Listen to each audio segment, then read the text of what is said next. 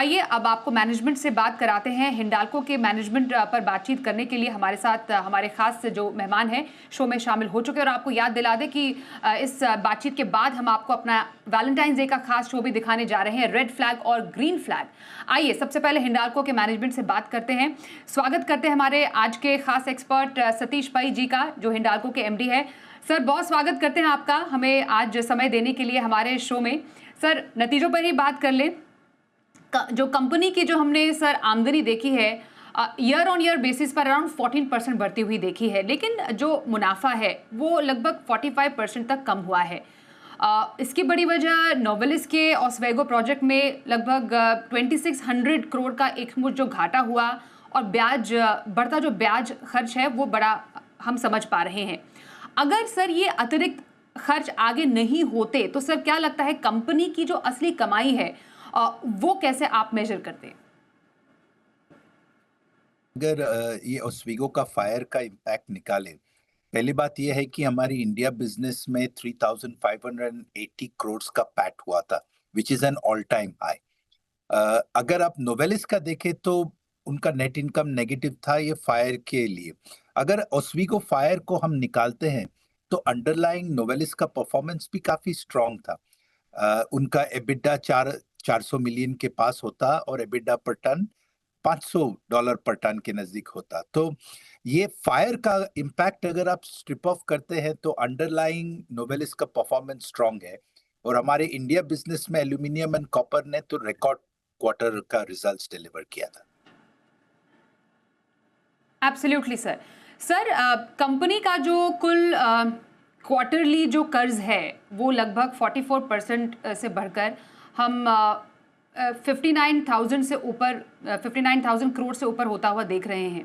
Sir, इतनी ज़्यादा बढ़ोतरी जो कर्ज में है वो क्यों हुई है? और जो हिंडाल्को इंडस्ट्रीज़ है उनके लिए कितना कर्ज अभी सुरक्षित स्तर पर माना जाएगा?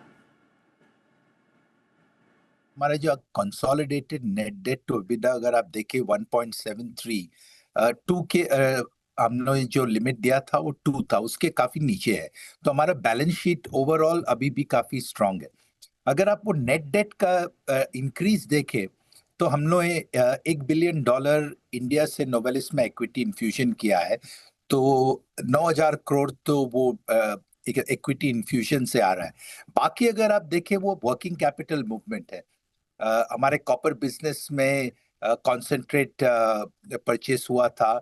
अगर आप देखें कि नोवेलिस में वहाँ इन्वेंट्री बढ़ा था और एलएमई ऊपर जाने से थोड़ा वर्किंग कैपिटल ब्लॉक हुआ था। तो ये ब्लॉकेज वर्किंग कैपिटल का जो ब्लॉकेजेस है वो Q4 के ऊपर रिलीज हो जाएंगे।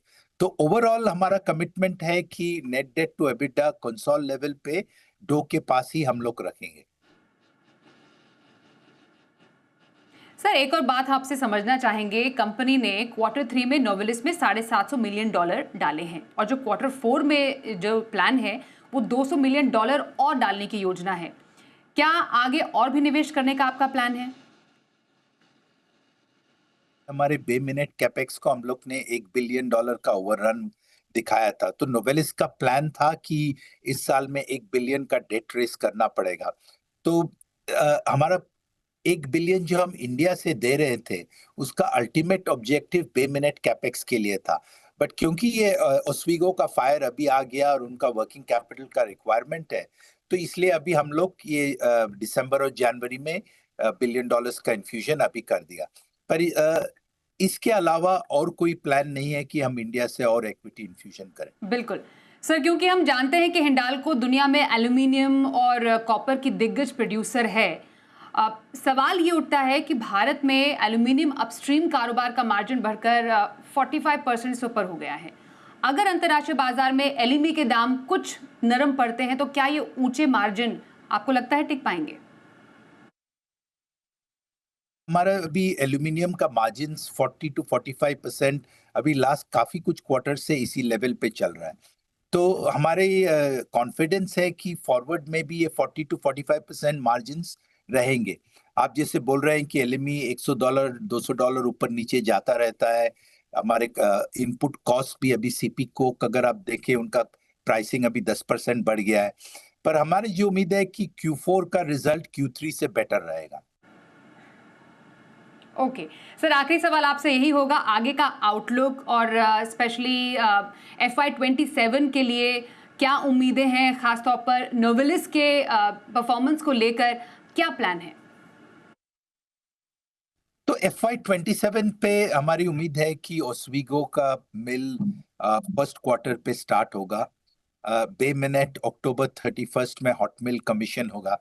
तो 27 एक क्या बोलते हैं मार्की ईयर है नोवेलिस के लिए, क्योंकि इसके बाद उनका डीलेवरेजिंग भी शुरू होगा, उनका कैपेसिटी 600 KT बढ़ जाता है। तो कंसोल लेवल पर अगर आप देखें तो second half of FY27 consolidated Hindalco के लिए काफी स्ट्रांग रहेगा। बिल्कुल sir. Sir, all the very best आपको भी, and thank you so much हमसे बातचीत करने के लिए, हमारे साथ समय निकालने के लिए। ये तो हमने हिंडाल्को के MD सतीश pai से खास बातचीत की, कंपनी का आगे का ग्रोथ और आउटलुक को लेकर उन्हें एक एक्सटेंसिव प्लान हम सबके साथ शेयर किया है। धन्यवाद सर।